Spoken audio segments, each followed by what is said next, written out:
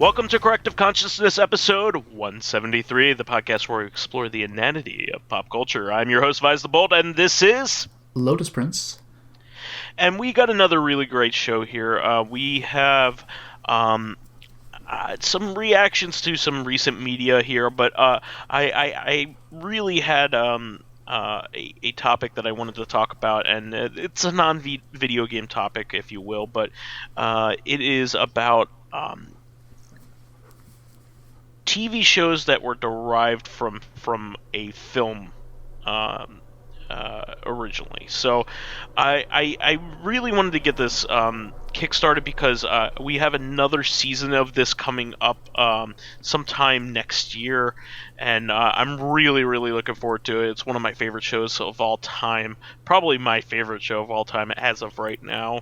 But I really fucking love Fargo. I know you really like the first season. I don't know if you've seen any more than that. Nope. Because Okay. I think it's only on Hulu, which I do not have. Well, it's an FX show. Yeah, so- but I mean, where am I going to find the the reruns of all of season 2 and 3 on FX? Oh, on demand. They have it there. Well, like on Netflix? Sure. Oh no, Which on demand through your cable provider. Oh, well, I haven't thought to check that. Maybe that'll work. That'd be nice. Yeah, or I think it's on DVD. So yeah, that'll do it. But yeah, I really love that first season. How did you get introduced to it? Well, you introduced me to the movie, but I think Perry got me to watch the first season because I just used, his Hulu. Yeah. And it was a blast. I really love this show. It's really ace. So it starts off as a movie, as you so mentioned. The movie is I think a lot of people didn't know how to take it when it came out. Well, I mean, it opens with "this is a true story," and it wasn't, which just pissed a lot of people off. So everyone thought it was this weird fucked up murder, but it was really a dark comedy the whole time. I just don't think it was obvious that it was a dark comedy. There were definitely weird moments in it, but they were subtly comedic. It's not jokes. It's a movie. It make the way I would liken it is that the movie The Dark Knight with Heath Ledger's Joker. Sure. The Joker had a bunch of jokes in that movie, but they were not immediately obvious as jokes because it was a lot less hand buzzer, flower squirting, goofy bullshit that's in a lot of the Joker's typical stuff. It was stuff there's a horrible car wreck and the fire truck is on fire and nothing else is on fire. That's weirdly, darkly humorous. Or where there's the ambulance that says laughter is the best medicine and he put an S in front of it, so slaughter. Stuff like that. It's I guess those are jokes. Fargo would do stuff where it would hold a shot with that stupid fucking Accordion King poster and it held that shot for 5 seconds and you're that was weird editing, but that was a funny moment. Or a whole scene where somebody talks to the chief of police and it's just some creepy guy that wanted to date her or something, and he's some 35-year-old loser, and she's what the fuck is this? And that scene was a waste of time. That's kind of funny. It's the Big Lebowski where they're doing this investigation to find out anything they can about this person whose house they're sneaking in, and they do a pencil rubbing of their memo pad and it's just a dick, and the entire scene wasted my fucking time. That's kind of funny. So Fargo is funny that, where it's not immediately obvious that it's a comedy, but if you look at it again, you can tell. Yeah, it's one of those deals you're gonna be wondering the first time you watch it, what's the meaning of this? And there just isn't any. There's a bunch of side stories in there, yeah. Just like you said, that are just is there any bearing to the rest of the movie? No, Yeah. not really, other than world building. This is a weird place where weird things happen. Even looking for the Steve Buscemi character, can you describe him? Well, he's just kind of funny looking. Can you get any more specific? He's uncircumcised. He's just funny. Yeah. Oh, he's uncircumcised. Oh, thanks. Yeah, I'll find that out when I try to have sex with the fucking killer guy. Okay, thank. Like stuff like that's just like lineup. Yeah, like stuff like that's just kind of funny. Or even the very beginning. I mean, you addressed this to me when we first watched the movie when William H Macy's character is really pissing off the customers he's trying to sell a car to, and you see how polite this whole town is. Like swearing is like a foreign concept. Where the guy's like, "You're a liar, sir. You're a fucking liar." Like it takes like, it's like physical effort to say it. It's very painful for them to be like rude in any way, even. And that's as high as it gets. That's the worst you can do. It was amazing. And meanwhile, Steve Buscemi swears like it's no big deal. Guess what? He's not from there, so it's like, oh, all right. Well, it's also like. Really funny when they go to kidnap the wife, like she has like the tea cozy over her head and like she's just like running around with it on. Like no, I think my favorite part of the kidnapping scene was when they're skulking around her back porch and the big glass doors and she's just staring at them. Yeah. And then they're trying to get in. And she's just staring at them. Yeah. And she's just looking at them like, what are you doing? And it goes on for way too long. She's just like staring, like, what is this weird thing? Until they finally break in. And it's like, oh my god! And like the actual, like the panic starts. But like the setup for that was just long and clumsy. And like that's kind of funny. Yeah, there's a lot of stuff that's funny. I mean, even the last scene that like is pretty iconic.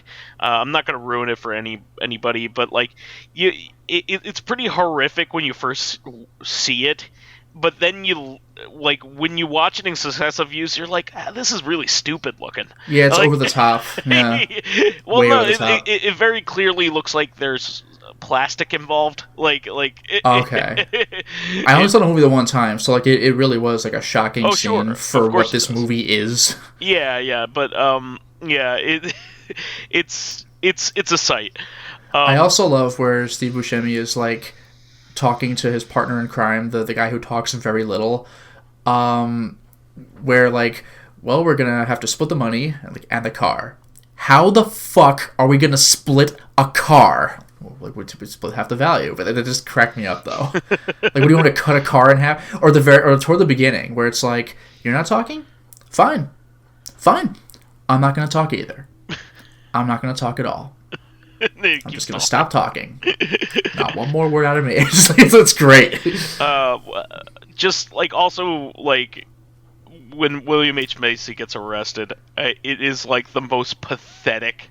Yeah, it's really way. Pathetic is a good word, but there's like so pathetic. There's another word I'm looking for, like just like undignified. Oh yeah. He's like climbing out of the window in his underwear. It's like, dude, and he's screaming, "No!" Yeah, it's just embarrassing. It's just like the way he's doing it is such a little like worm. Like it's just like. Yeah. Even in the beginning of the movie, you're like, fuck this guy. Yeah, exactly. Excuse me, could we do like, are you like, do you have any tickets for me to go to the game with you for the boss? Are you kidding? And he just leaves. Just goes back to the customers. So, one of the reasons why I love the show so much is it really emulates the weird, like kind of cadence and like way that these people interact in this town, mainly with the main character Lester, very emulated very well. But they do take a dark turn with the show. Like the Fargo show is more serious than the movie. There's still definitely silly elements to it, like, and you can clearly tell when those come up. But the show is not fucking around like the movie was.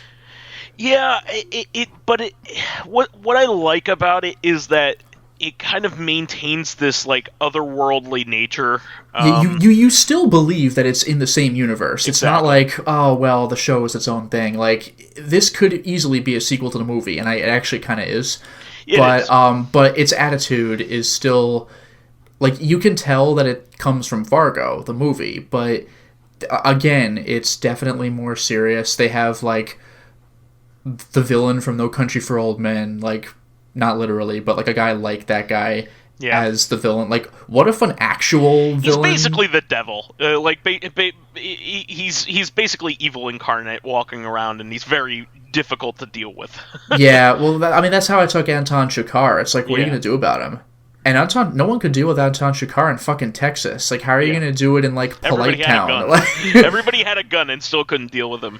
Yeah, like, in yeah. Fargo, like somebody stealing from a fruit stand is like, uh-oh, we gotta get the cops involved with this one. Like, we got, like, this fucking serial killer? Like, what do you do about that? Like, that's, like, unheard of in this town. Billy Bob Thornton plays, like, a hitman that comes into town, and he works with the main character in a similar kind of situation to the movie. So the movie is William H. Macy hatches this plot with two, like, two, like, ruffians, basically, to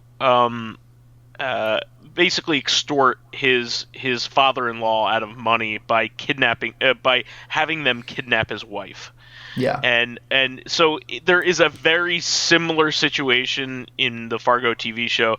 Martin Freeman plays a character that's very similar to He's William also H. a weasel. Yeah, he's very similar in a lot of ways to him. And almost to the point where you could probably, like...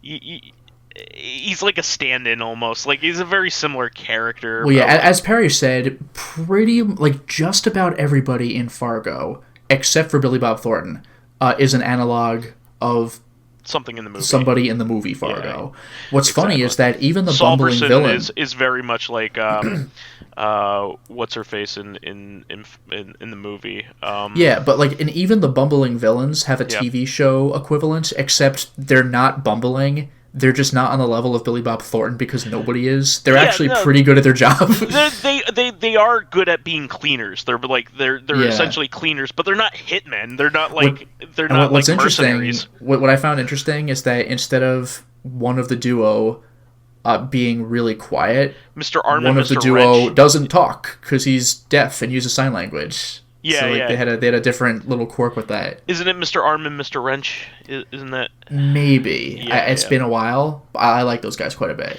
Yeah, in fact, they actually tie the series together. They're actually the only two characters that are in all three seasons. Oh, that's interesting. Yeah. So it's they're the C-3PO and R2-D2 of Fargo. Well, well, not really, because they're Arm observers. Isn't in the third season, but Mr. Wrench I was gonna say something about that, but yeah. Mr. Wrench is, and their presence is felt. Yeah, the second season takes place in the past, in the 70s. Yeah. And they're kids in that. That's great. And they're not there until the last episode, but they just kind of tie things together.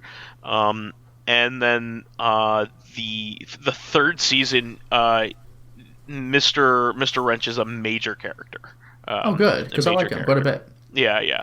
So the second season is probably the weirdest. It has I can't even talk to you about it because it's just I know. The only thing weird, that I'm kind of aware of that's is part that of the experience. Well, the only thing I'm aware of is that season 1 telegraphed it heavily by multiple characters mentioning, like, ooh, back in Sioux Falls, I don't want to go through another one of those. And apparently season 2 is that. So, I guess the main character's, like, dad, like the grandpa character, I think he was, like, more of a player in the past. You're correct. Because, like, he had told Colin Hanks, like, oh yeah, that your boss, he was kind of a prick. I remember him. So, like, stuff like that. Yeah. So Colin Hanks's father-in-law, I guess, essentially is is the main character of that season. And there are several main characters. One of them's Kirsten Dunst, and another one of the characters is the guy who is in Breaking Bad. He was one of the young biker gang guy. I haven't seen the show. Oh, you haven't seen Breaking Bad? Okay. Anyway, he's been in quite a few TV shows. Iconically, he was also in the first episode of Black Mirror. And Kieran Culkin was in the second season of Fargo as well. And it's a great season, but it just gets weird. Fair enough. But the third season has probably one of my favorite episodes in any TV show ever. Okay. I definitely recommend watching it because while I like the first season overall better, the third season is really, really, really good, Sure. and the there's one single episode that I've never seen anything as good like that on TV. I've Okay. never seen anything that good, and it was just fantastic. It's a and it involves two brothers that are feuding. So it's Ewan McGregor uh, basically playing the two brothers, and Okay. they're feuding over a stamp. Like it's just like all the setups to all these to all the situations in the Fargo universe are all stupid, Sure. and they get out of hand, and that's like kind of like how I mean that's they're like all set up. that's like in the movie. Like the Coen Yeah, brothers did not make the show, but that seems like a Coen brothers kind of thing to do. yeah. Like Well, they really have a they thing in their executive produce it, comedies. so I mean Fair they're enough. Like involved a because little they bit. really have a thing in their comedies where the joke is wasting the audience's time. Yeah, Burn After Like Reading the I entire was movie, just gonna mention the whole the movie. whole By movie. by far my favorite time waster. I already mentioned the Big Lebowski. Like Memo was a dick. That was pretty funny. Yeah, But in Burn After Reading, I was laughing out loud in the theater when like you see the mysterious machine that George Clooney was building. I was fucking like crying when he revealed it. Like, one look of at the this. best I did sight this for only like gags. $500. All I did was go to Home Depot and buy a few like parts. If you had bought this custom, it would have cost way more than that. And Tilda Swinton It's is like, like, "Are you fucking kidding who me?" would have bought this to begin with? That was hilarious. It's one Like of the this best is sight this is what you gags. dedicated multiple scenes of like skulking around, going to the store, getting industrial parts. This is the payoff. It's so stupid. You wasted my fucking time, Coen Brothers. You keep doing it. I keep falling for it. It's so funny. It's really good, but yeah, the third season like just has this great moment in it where essentially it's like a prison break scene. Like the main character who's played by Mary Elizabeth Winstead. Oh, nice. She was in Scott Pilgrim and a few other things, but she played Ramona in Scott Pilgrim, Right, right. and she got arrested, and she's being transferred from one jail to another, and the guys that are after her like wreck the jail bus on purpose to come and get her, to make sure that she does not get to where she needs to go. And it is one of the most frantic things I've ever watched. Like her struggle, like during that episode, is so good. It's really, really good. It's really fun. I can't wait for you to get to that point. I hope I get to watch that episode with you, because you're just going to be on the edge of your seat the whole time. It's Sure. really, really good. And there is a definite like evil incarnate character in this game, and he is just like, In this game. or in this movie, Yeah. TV show rather, and he is just gross and vile. Like you're not even sure he can technically digest anything. Like Oh, jeez.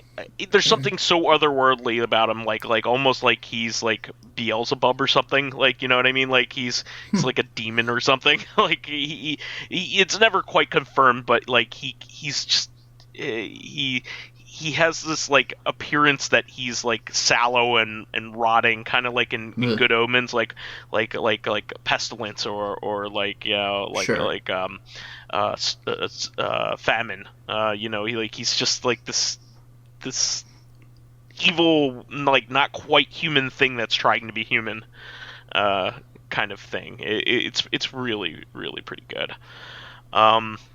One of the key themes in this is like the main cop in Fargo season 3. The only reason why she is able to do battle against him is because the bad guy is technology focused. Oh, yeah. So he will go onto the internet and ruin you or dox you or whatever, and she just doesn't have a computer and doesn't believe in them, and just You know, doesn't you know what do that anything reminds on me the computer. actually? That there was a comic with I forgot which version, but one of the Blue Beetles, like the kid, and there were some aliens or whatever that were just fucking with everyone's electronics and reading everyone's emails and everything and locking onto all communications. And the Blue Beetle needed to summon Batman to help. So how did he get past all the aliens reading his shit? He mailed Batman a letter. It's like, there you go. Yep, that'll do it. Yeah. So, moving on from that, since we talked quite a bit about that, what kind of inspired me to do this episode was I just started watching The Watchmen. Oh, so now we know the answer to that question Who then. watches The Watchmen? It's me! I do. It was me all along. I'm going to mail Alan Moore a letter. I would love to see the look on his face, just like the amount of despise, like like on his face, if that ever got to him. Like, Yeah. ugh. I am the one who watches Watchmen on TV, on HBO, at every day, every Sunday at 7 or whatever. So Watchmen is a seminal classic in the not video games. I'm having about enough of this. Yeah, I'm sorry. It's one of the seminal like comic book classics. If anybody were to any serious publication were to make a top 10 list, it would surely be on it. It is fantastic work. And I really like it quite a bit. But the person who wrote it is a crazy person. Yeah. Like he just is. The creator of the show is very much convinced that he put a curse on him, and he may have actually done it. Like it's credible. He's like a snake magic shaman or something. Yeah, and he made up the religion in which he practices, so he performs all these rituals that he made up. Very. Oh, so you know it's true. A very odd gentleman. But yeah, also seems to very much hate women. He's a very interesting. Really, I didn't get that from reading Watchmen. Yeah, I mean, the movie actually softens that. Yeah, the movie cleans up some aspects of it. Yeah. So, there's not one good female character in the comic book. Let's just put it that way. Like, there's arguably not there's maybe one or two good characters in the comic. Yeah. I mean, that's kind of the point, though. Like, everything sucks. And one of them is like an impotent person that has barely any Yep. and any like weight on actually what happens. Yep. So anyway, it's really, really great, and how the story unfolds is really, really good, despite it. The plot execution is brilliant. Yeah, that's what makes it good. And it also subverted like a villain grand speech trope as well. It subverted a lot of things. In fact, it's very difficult. What's so cool about it is it's very difficult to tell who's good and who's bad, even at the end, because you're just going to be like, I don't know who I like here, and I don't think I like anybody. But I also one of the better what were characters. Well, one of the better, more quote noble characters in the whole series is Dr. Manhattan, the only guy with actual superpowers, and he's losing his humanity and not caring whether particular people live or die. It's just like, well, shit, that happened, I guess. He also cheats on his partner. That I remember there was a moral part. Character. Well, it was established relatively early on. He could make copies of himself, and he was trying to make things interesting in bed, where there was a threesome where two of them were himself. Yeah. It was just it's little things like that. He's like, I thought you would like it, and the reason she's thrown off is because it's not a fucking human thing to do, or where she's trying to light a cigarette on Mars, and it's like, oh damn, there's not enough oxygen to do that, and it's like, oh, I could add more oxygen. Would that make you more comfortable? She's like, no, it's fucking creepy. It's stuff like that. Yeah. But I remember there was one bit that really just left an impact on me, and also like on Luminaire when we were watching the movie in the theater, where like I said, it's established earlier that he can copy himself. There's a part where he just shows up and talks to his girlfriend, and she's like, "What are you doing here? I thought you were on Mars." And he's like, "I am on Mars." I'm just like, ugh.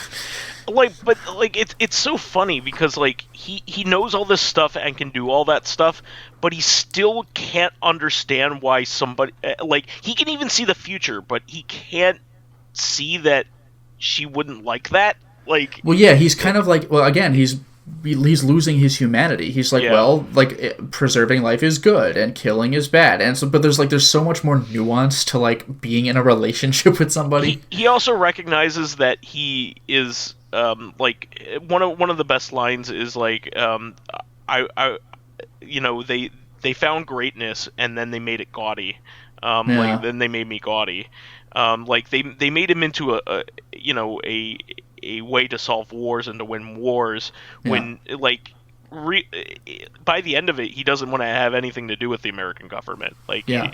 he you know he's sick of it. He doesn't want they're not looking out for anybody's best interest but their own.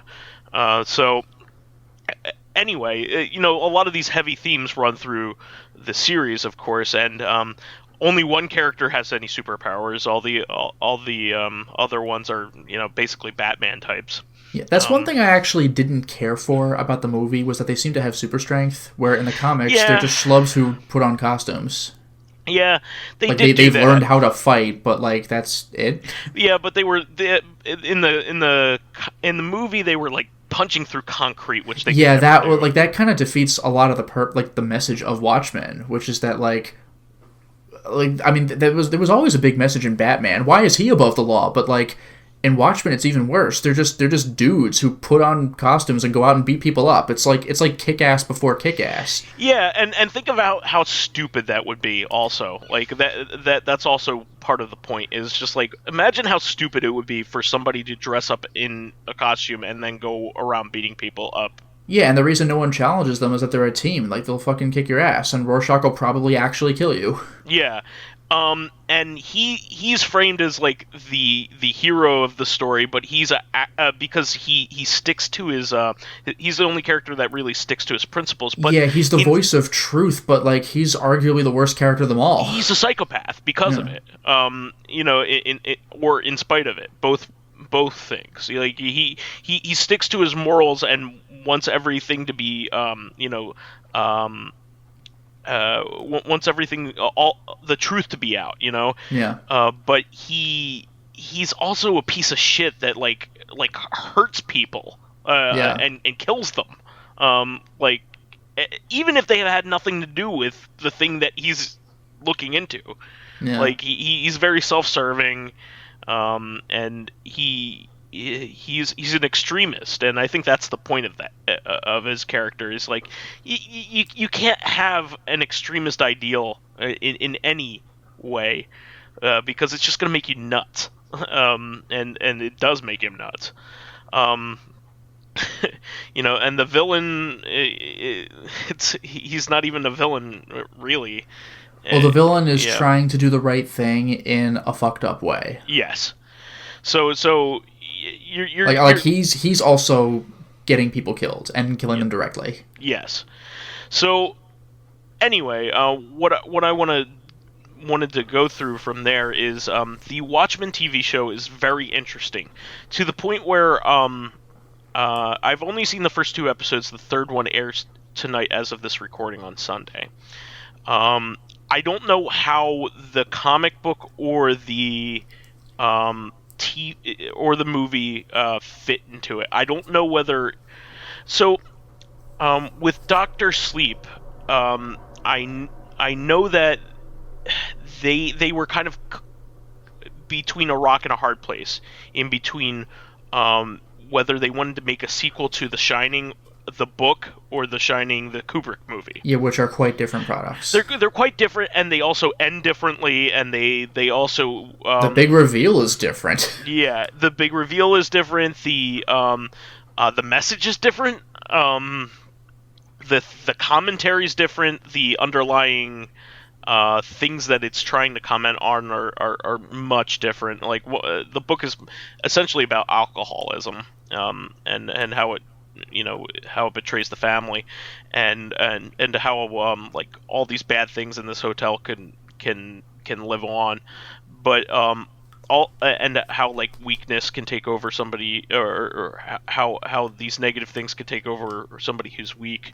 Um, and the movie has all kinds of commentary about like uh, about white supremacy and colonization, Yeah. that are not apparent when you first watch it, but when somebody points them out, you're like, oh man, it's all over this movie.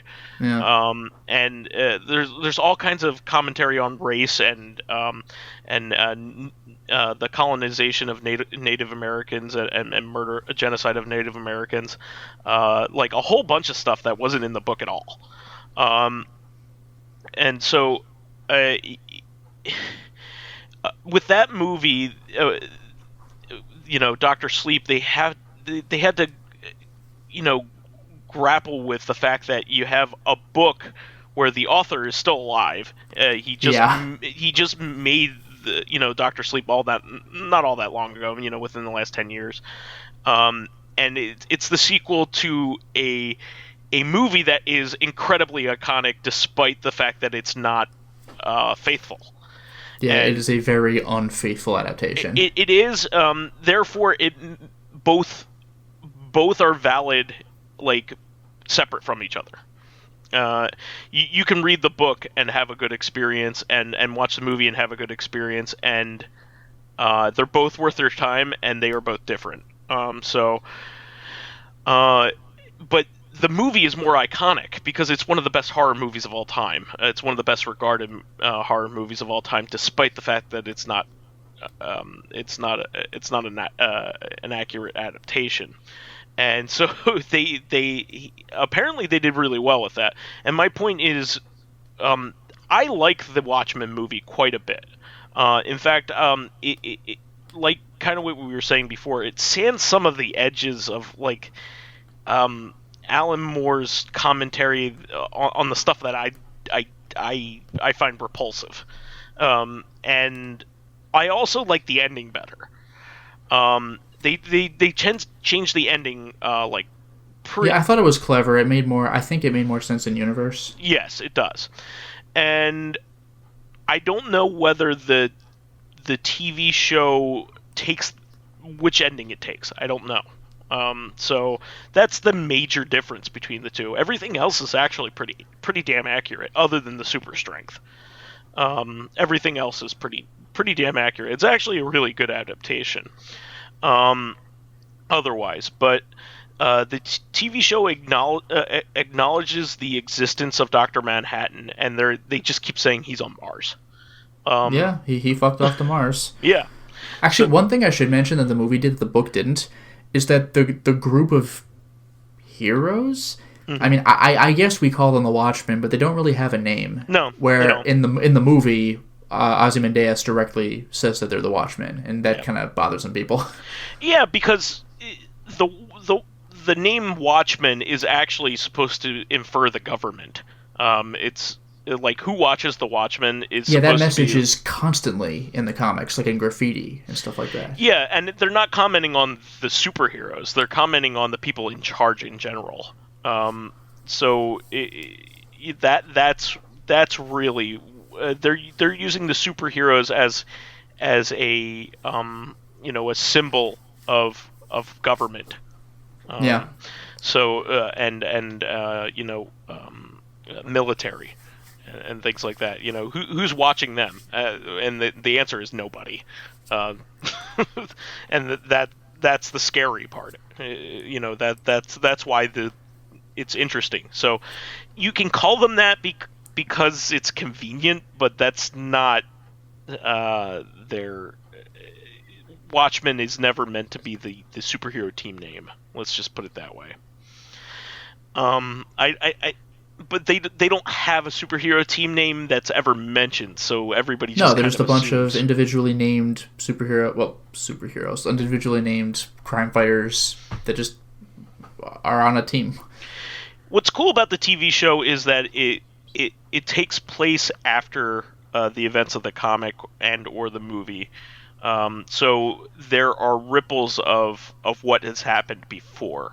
So there are parts of squid raining from the sky. Eh, Um, I assume that they're taking the end of the comic well, because of yeah, that that, wouldn't make any sense based on the way the movie ended. but we don't know whether they're related either. So Okay, it might just be a reference, that kind of thing. Um, Doctor Manhattan appears as a blue dot fair in the first enough. episode on the face of planet Mars. And like Rorschach is obviously not there. Yeah, Um, that wouldn't make sense. but there is just to tell you what kind of character Rorschach is. You have a whole bunch of white supremacists taking on his face Well, in order to in order to hide their identity, and they're using his like extremist views in order to further their own. So yeah, there goes that. So it's a really interesting take on things. Obviously, since Alan Moore's a crazy person, he wants nothing to do with it. Um, but I actually like it quite a bit, and I'm really interested to see where it's going. Um, so it definitely has a dystopia feel, and like there are all these characters that are worshiping American fascism and things like that. They have like idols to like Nixon and things like that. That they're all like, he and Nixon on his third term. yeah, exactly. So really interesting stuff. The cops in this time period are basically the vigilantes now because um, the cops have to wear masks and hide their identities for Jesus. out of fear that their houses are going to get invaded if they find out that they're cops. Just like really crazy shit like that. So I'm really enjoying it. I mean, there's some allusions to the older characters, like the police actually have something similar to Artemis. Was it Artemis or is it Archie? The Night Owl's hovercraft, whatever that's called. Oh, I don't remember. Yeah. So that's in there.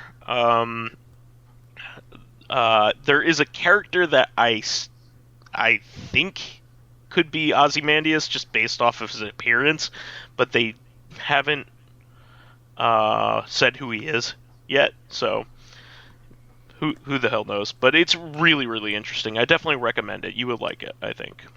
Mm-hmm. The only other thing I quickly wanted to mention is I wanted to mention an underrated uh, animated TV series from when I was a kid, based off of a cinematic property, Men in Black. I actually really loved Oh, that yes. cartoon series.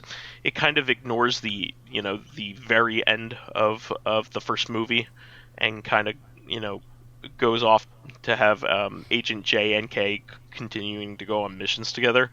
And it had its own like storyline and everything. They actually had an alien that was like going around killing other aliens and grafting like their body parts to himself so they could get other abilities. So it was like a pretty disturbing villain that they were fighting like over time in the show, and I really really enjoyed it. And I don't think there's any easy way to view it now. Unfortunately, I really liked it. Did you watch that show back when you were a kid? Nah. I definitely recommend it. If you ever find an easy way to watch it, Phil Lamar does the voice of Agent J, Very nice. which is great. Phil Lamar's awesome He's voice actor. prolific. So yeah, definitely check it out. Anything else you want to mention before we move on to fan stuff there? Yeah, probably, I think one of the better examples of a TV show that went off and did its own thing and really eclipsed its movie source material is Buffy the Vampire Slayer. Oh yeah, Like, that's the another good movie one. was mediocre and Buffy was a ditz, and in the TV show, it was like iconic of an entire generation, and it's where Joss Whedon, I think, really became like a well-known household name, where all of a sudden like Buffy was a badass, just like beating the crap out of vampires, and the show took itself, like, the show was funny and it was full of like classic Joss Whedon quips, but the overall show was pretty serious and moody and everything. The movie felt more like a wacky comedy with vampires. Sure. And fucking Paul Rubens with Yeah. the single best death sequence ever put to film. Do you know what I'm talking about? I forget. Look up Paul Rubens' death sequence in Buffy. He's one of It's the the vampires, best. though. I do know that. Yeah. Yes. It's the best. Like, this had to have been the first take, and he does not give a shit. It's the greatest. That is a death sequence worth watching. That, like, the Buffy movie is like, but like, man, watch it just for that. The show is very good on its own and lasted, like, what was it, like 5 or 6 seasons or something. Really well done. I think it ended up with 7, something like that. Was it 7? Yeah. And I think, was this one of those cases where like season 8 was like the comic book series? Like, I think the comic books continue the show. Exactly. Yeah. And what was also cool is it had a very nice spin-off title as well. Angel? The Angel TV show was really good. I really liked that on its own. I kind of like the idea of a paranormal like private eye agency, because like, oh sure, like who are you going to go to if you have any trouble? Like, you can't go to the cops about like vampire issues. Like, yeah. It had a cool like noirish setup. That is great. Really You gotta like find that. some kind of medium or someone who is supernatural to deal with this stuff. Yeah, I really enjoyed that series. The first season of Buffy's a little tough to go back to, but then Once it comes into its own, and exactly. they have some fun with certain episodes. There's the obligatory musical episode. There were 2 things that I felt really stood out in the show that, like, in my memory. One of them was an entire episode, and the other was a moment. The moment was great. There was some ancient evil, like, super vampire that was resurrected, and everyone was terrified of this guy because, like, for whatever reason, this guy was just unkillable. And Buffy was like, well, hold on. Was he unkillable, or did you just say that he's unkillable because nobody could manage to do it? And so this guy is like 200 years old, and he's back in like the 90s, the 1990s. Like, long last, I'm gonna conquer the world or whatever.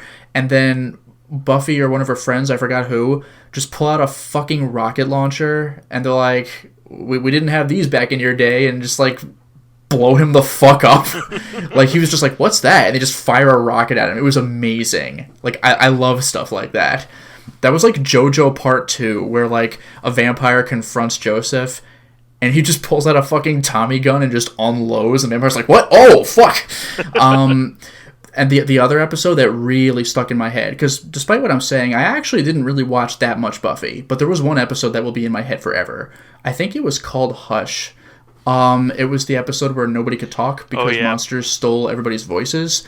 These monsters were creepy. There was very little sound in the entire episode except for some sound effects. These monsters there had wasn't really even creepy... much ambient sound in that. No. I remember it. Yeah. The monsters had very creepy, like, silver teeth. Their heads were all a little bit misshapen. They wore suits, and they glided, but it was creepy gliding, because, like, I mean, realistically, if you look at what's happening, they're, like, probably standing on a dolly or something and get it carted around. But it made the gliding creepy because it was, like, perfectly horizontal. And Joss Whedon had said that, like, the way he designed these monsters were, like, what if your childhood monsters grew up with you? So they're wearing, like, adult clothing, and when one of them kills somebody else, the other monsters are sitting back there with their, like, poetry slam light little golf claps, like, oh, well done. It's like, it's really creepy. Like, that episode's freaky as hell. It's still pretty creepy today. It's well done. I highly recommend even looking up clips. It's easy to find. I love that the series also does some explaining about, like, why the world is the way it is. Yeah. So, like, I think the monsters are called the Gentlemen, by the way.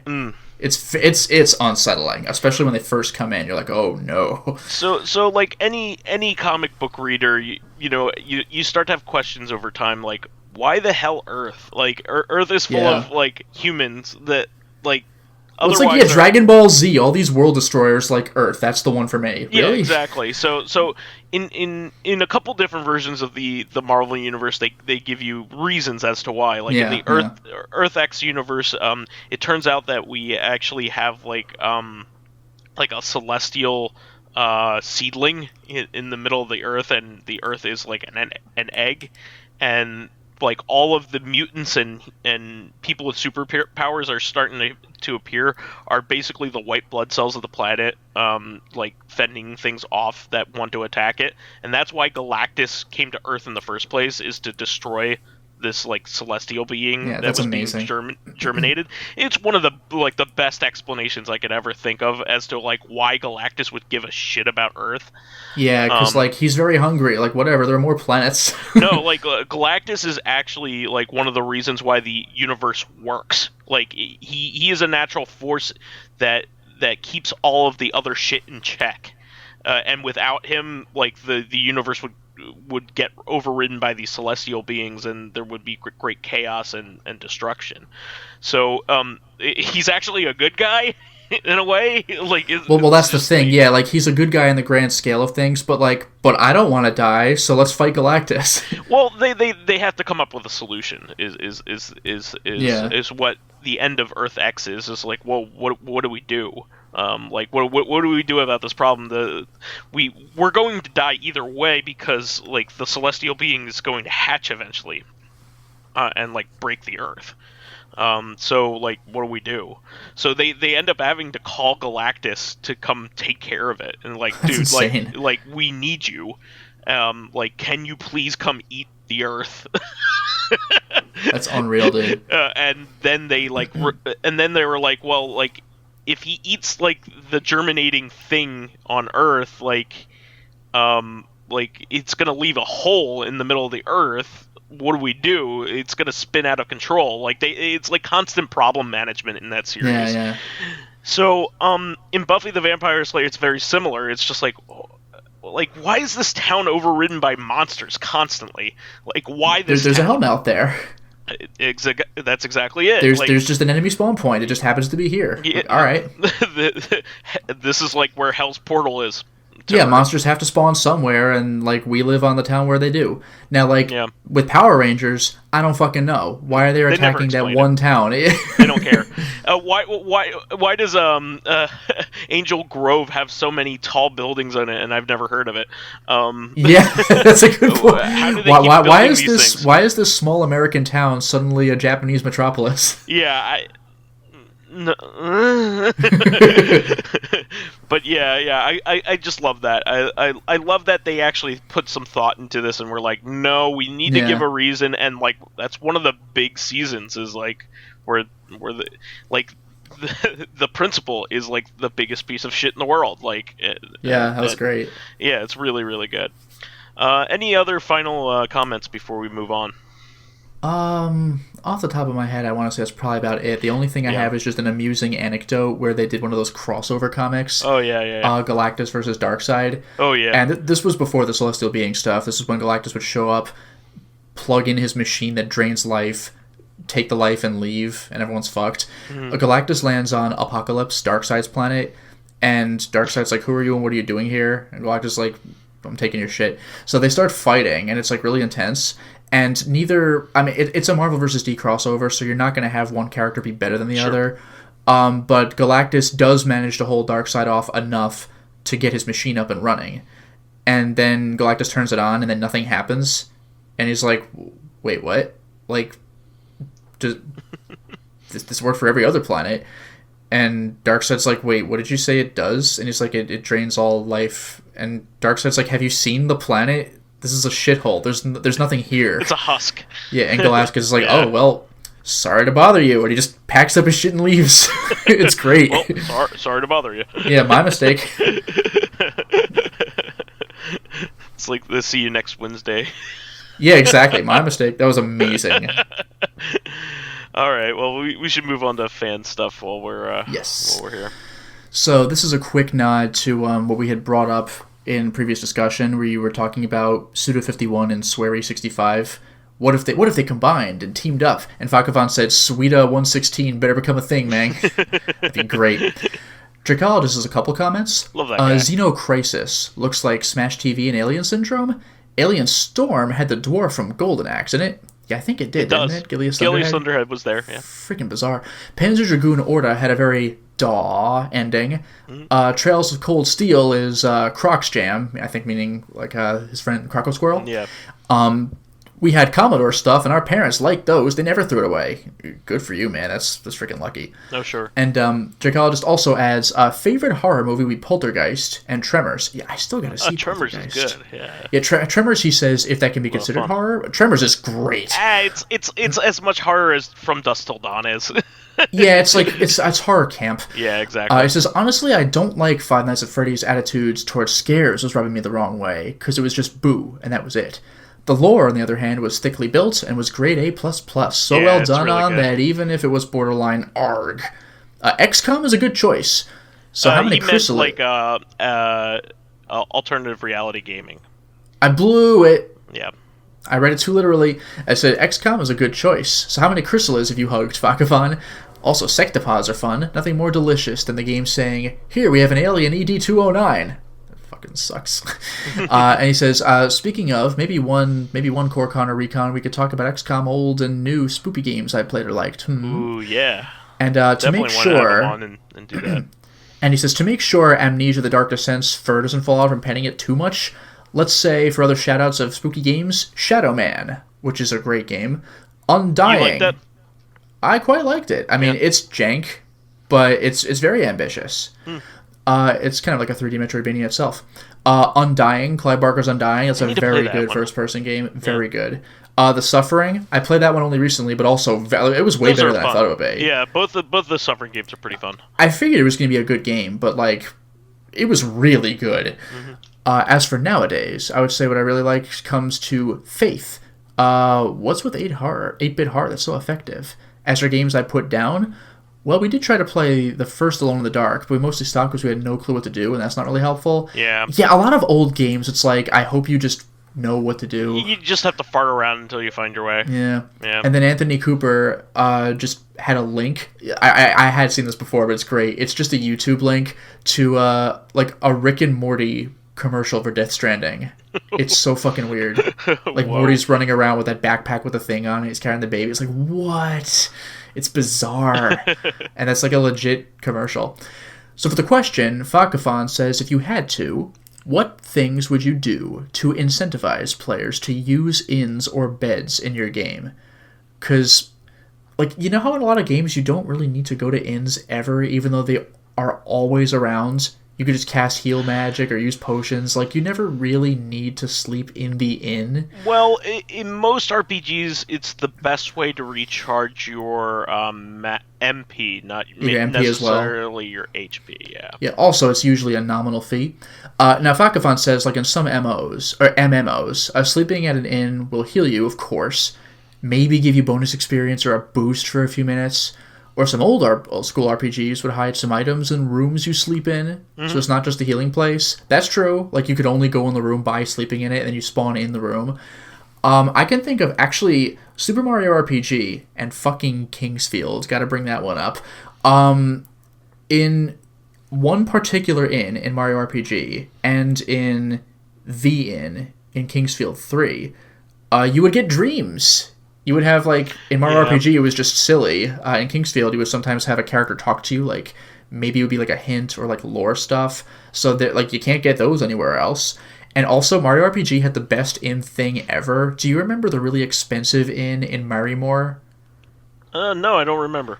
You could get a regular room for, like, 30 coins or something, but for 200 coins, which is ridiculous, you could get the suite, which is just the bigger room. I forgot if there was anything extra you could do in there, maybe. But the suite has a gimmick where when you're done, you don't go back to the desk to pay. Like, the little boy collecting tips comes by, and you can just choose to stay another night. and just not leave the room. You'll just pay 200 more coins. If you overstay to where you can't afford it, the proprietor of the hotel gets mad, and he makes you work at the hotel and like lead people to their rooms. It's amazing. Wow. It's fantastic. It's like an Easter egg. Like you're not really supposed to discover this, but if you ever do, it's so good. Like you have to be able to afford at least one night stay, because otherwise they'll be like, you don't have enough money, and then you overstay. It's so good. It's like in Zelda, the Happy Mask Salesman. If for some reason you actually don't have enough rubies to pay him back, he gets his terrifying angry face and kicks you out of the store, and you're like, oh shit. You hardly ever see that face, though. Yeah, you have to go out of your way to do it, but it's great. So Mario RPG fucking nailed it for justification of inns. Oh, actually, Baldur's Gate has good justification too. You can sleep anywhere you want, like out in the wild. But if you do that, there's a chance you might get accosted at night by wandering monsters. At the inn, that's not going to happen. Sure. Well, I think they're, what they could do is they could do even like a mini game or even like a collecting thing that can incentivize you to go to these places. I think that would be kind of cool, or even do like a timing based mini game to give yourself some status boosts in the beginning of the next day. That would be kind of fun. Oh, I should also mention in Mario RPG in the Dream Hotel, which is not the Marrymore one. If you ever have like a bad dream about Toad turning into a Goomba or something, if Toad meets you the next day, it's like, what happened? Like, you look like you've seen a ghost. Oh, like, you had a bad dream about me? Well, I'm sorry that I scared you. Here, take this, and he'll give you some item. It's like, hey! So that's kind of funny, too. Yeah. Well, I think that's pretty good. Yeah, there's fun things to do, there's little scenes to see, or in Baldur's Gate and other games like that, just plain safety. Like, I mean, what if you really did sleep out in the middle of the woods? You don't know if a wolf's gonna come by or something. Sometimes that's also the staging area for, like, where some of, like, the story interactions happen. Oh, that's a good point. Yeah, sometimes the plot might even direct you, like, there are some games where, like, there's one in the entire game, like, one mandatory stay at the inn. Yeah. And then, like, I don't know, bandits raided or whatever happens at night, but like, yeah, there's the one mandatory plot stay. Yeah. Definitely really cool. I mean, in Dragon Quest 11, there are quite a few like plot events that happen at the ends. So yeah, because like my thing with RPGs is that like every once in a while, like you have your house. Mm-hmm. Like Chrono's home or whatever, where it's like, go to bed? Sure, like at no cost. So it's like, why should I use the inns? So like, yeah, those are other good reasons. All right, well, I think we hit those pretty good, unless you have anything else to say. Like, I'm actually kind of running out of ideas regarding, like, inns that I've stayed at, or even mechanics that I would introduce. I'm probably good, I think. Okay, great. Well, that will be the show for this week. We want to thank all of our fans who contributed questions and comments this week. Please keep us supplied with awesome topics by submitting questions of your own via the YouTube and SoundCloud pages. We always need more to add to the queue. While there, please give us thumbs ups, likes, and 5-star ratings on iTunes. Helps promote and spread awareness of the show, and any bit of encouragement helps keep the show going. You can also catch us on Tuesdays on our sister podcast, Corrective Consciousness, the in-depth look at this week in our lives. Finally, you can friend me as vysethebold on Steam, PSN, Xbox Live, Twitter, and Switch. And you can follow me on my YouTube channel, Lotus Prince. You can hit me up on Twitter at Lotus Prince. And finally, if you are interested in seeing my videos early, getting in on exclusive live streams, selecting upcoming games for me to Let's Play, one of them coming soon, and getting involved in Discord conversations with me and other patrons, then perhaps consider swinging by my Patreon account, which can be found at patreon.com/LotusPrince. Wonderful. We will catch everybody for another episode of Reactive on Tuesday. Catch you then. Until next time, everyone. Bye-bye.